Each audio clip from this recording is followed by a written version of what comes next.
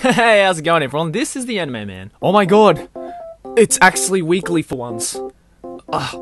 What happened? I don't know, but it's Sunday again, so it's time for your weekly dose of anime and manga news and other cool stuff that I found on the internet that I want to share with you guys. Welcome to episode 7, of the weekly anime update. Let's start off with a live-action adaptation of a really popular and really actually my personal, and actually a lot of people will agree with me on this, but a really awesome series that should have been a live-action movie a long time ago. I'm talking about Bakuman. Now, if you guys don't know, Bakuman is actually both written and drawn by the same pair of artists that did Death Note. So it's kind of interesting to see them doing this kind of light-hearted, slice-of-life kind of series. But nonetheless, it is a freaking amazing series, and Japan has finally decided to turn it into a live-action film. The main role will be played by Sato Takeru, who also did Kenshin in the Kenshin live-action films.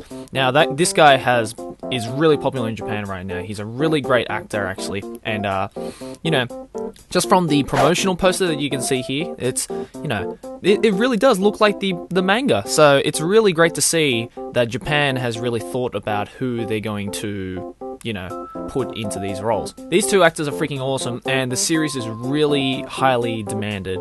So I reckon this movie is going to be absolutely fantastic. The film has been greenlit for 2015, so next year in Japan. So I guess by the time it gets subbed, it will probably be closer to 2016. So you guys are still going to have to wait a little while. But until then, if you guys haven't read Bakuman, or actually you haven't watched Bakuman, either way, I prefer the manga, to be honest. But the anime is still good too. So I've left a link of the manga and the anime in the description below. So check it out, give it a read or watch it, whatever's your preference. But yeah, it's a really great series, so check that out. A company called Goo Ranking has recently conducted a poll from a bunch of Japanese people, asking them to vote on their favorite black-haired anime characters. Now, this applies for both male and female, but obviously there were more votes for the females since, that's what you usually think of when you... Oh, Jesus. Now, I've left the full list of the top 15 for both male and female in the description below, so check it out. But just a couple of highlights. Number 1 for the female was Akiyama Mio from K-On! And when I saw that, I was like, yes, because that's who I think of when I think, okay, black-haired anime characters. Mio. Number 2 on the woman side was Mikasa Ackerman, which is, pretty obvious since, 1, she's badass, and 2, Attack on Titan is just ridiculously, up there now. In the top black-haired male list, we had number 1 was Levi from Attack on Titan. Now, I wouldn't, I guess, yeah, he's black-haired, but that's not really the thing that defines him, so that was kind of interesting to see. Number 2 on the male list was Luffy from One Piece. Now, that one was pretty freaking obvious. And number 3, which is even more obvious, was Goku from Dragon Ball Z. Like I said, guys, you can check out the full top 15 list in the description below. I've, actually written it all out, so that's why the description is a little bit long this time, but yeah, you can check it out and see if your favorite black-haired character made it onto the list. Now, I seriously only found this piece of news this morning when I was looking through my Facebook, and as soon as I saw it and as soon as I read the title, I absolutely shit my pants with excitement. Now, guys, if you guys know that I'm a huge Pokemon fan, I played that shit religiously. That is my childhood. It will always be my childhood. And I'm, playing it right now with Pokemon with Mr. A Honda. Check out this annotation if you want to see it. And 2nd gen and 3rd gen, so Gold and Silver and Ruby and Sapphire, were pretty much, the center of my childhood. Especially 3rd gen, because I'm in that kind of age limit. So naturally, when I saw Heart Gold and Soul Silver on the DS, I thought they have to remake Ruby and Sapphire. That would absolutely become crazy, and they did. Here it is, guys, for the 3DS and the 2DS, for any of you who actually own a 2DS. November of this year, they are going to release Omega Ruby and Alpha Sapphire. Oh my god, I am just shitting myself just thinking about this, because I am definitely going to play this. I don't know, though, if I'm going to be doing a Let's Play on it, because, I need to buy myself a capture card for the 3DS, which is, 1, expensive, and 2, I don't have any money to actually do it on. So, yeah, if you guys I really want to do a Let's Play of this on my series, because, like I said, these games are my childhood. But either way, I'm really excited for this. It is coming out November 2014. It's a worldwide release too, so everyone's going to get it at the same time. It looks freaking awesome, so Pokemon fans, look out for that. Now for a live action movie. Oh, I'm sorry guys, I keep laughing every time I try and say this because I literally pissed myself laughing when I saw this piece of news. It is a live action movie made by the Japanese, but the thing that makes me laugh is the series that they are going to be basing it on.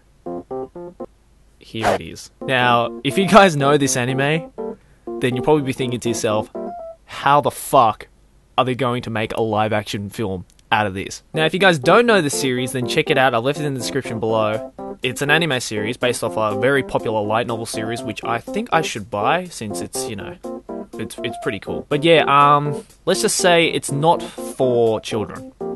Yeah, and this film is definitely not for children since the trailer actually says it's rated R15+. In other words, it's a film that isn't really, you know, suitable for watching in public. There is about a 1.5-minute trailer that was released for this live action film. I've left the link in the description below. Like I said, don't watch it if you're in public. Like if you're on like an iPhone or something and you're watching this video in public right now, don't click that link and watch it.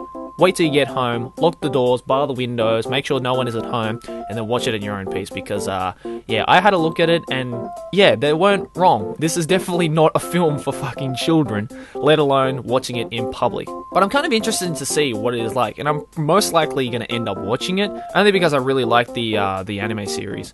So, and it's just going to be interesting to see what the series is like, you know, so if you guys want to see it, there is no release date at the current moment, it's still to be announced. But, yeah, when this comes out, it's gonna be fucking weird.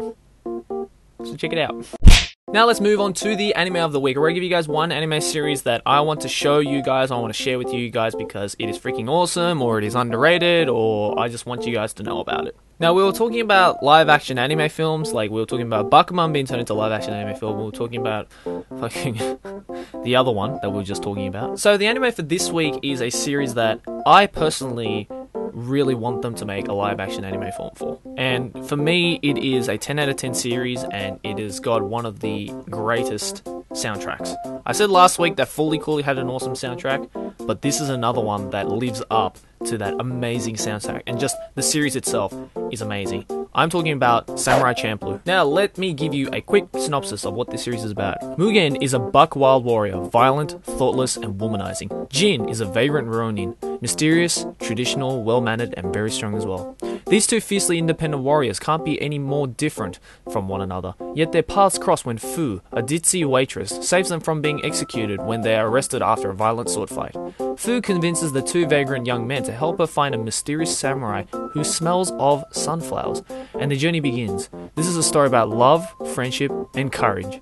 Nah, just kidding. So, yeah, the series is actually made by the same people who did Cowboy Bebop, and it is very similar, the style is very similar, but it's not your everyday historical, you know, Japanese Edo period series. Now, it's interesting because the way that they mixed around the genre, which is the traditional Japanese, historical Japanese genre, with action, and the way the art style and the music style that they cross it over with is really interesting because the music, most of the music is written by the now gone, my cries, the now gone Japanese DJ Nujabes, who was really well known for his experimental kind of jazz infused hip hop. So it's this kind of historical Japanese sword fighting action series mixed with hip hop, which you kind of think is contradictory, but when it's together, it works really freaking well, and it's actually really enjoyable. But you know, the simplicity of the story with the action and the overall feel of the series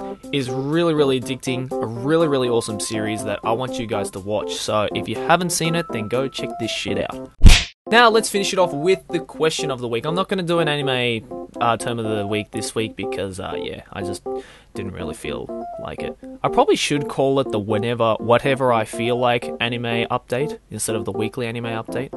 Like, I think one of you mentioned that in one of my last videos. But yeah, anyways, question of the week. I'm going to give you guys one question at the end of the video that I want you guys to answer because I want to know what you guys think about this. Now, we were talking about live action anime films, how Bakuman became one, I want Samurai Champloo to become one, and the fucking R15 plus series with the really long title, which I can't be bothered to say, becoming one. Anyway, there are all sorts of awesome live-action anime films out there. But for this week, I want to ask you guys this question. What series do you never ever want to see remade into live action? That is, a series that works in anime really well, or maybe doesn't even work in anime really well, but you just never want to see as a live action, like with real actors and everything. You know, like, Hollywood hasn't done a very good job with that kind of shit, like, you know, with the fucking Dragon Ball Z film, which I don't even want to talk about because it actually kind of makes me sick talking about it. But yeah, guys, a series that you never ever want to see remade into a live action anime film. I want you guys to answer that in the comment section below. I'll be really interested to see what you guys think. Anyways, thanks for watching, guys. As always, like and favorite if you enjoy. Subscribe for more anime banter, and I'll see you in the next video of whatever I make. Keep watching anime. Is this guy a him or is this guy a who? Why can't I talk to him?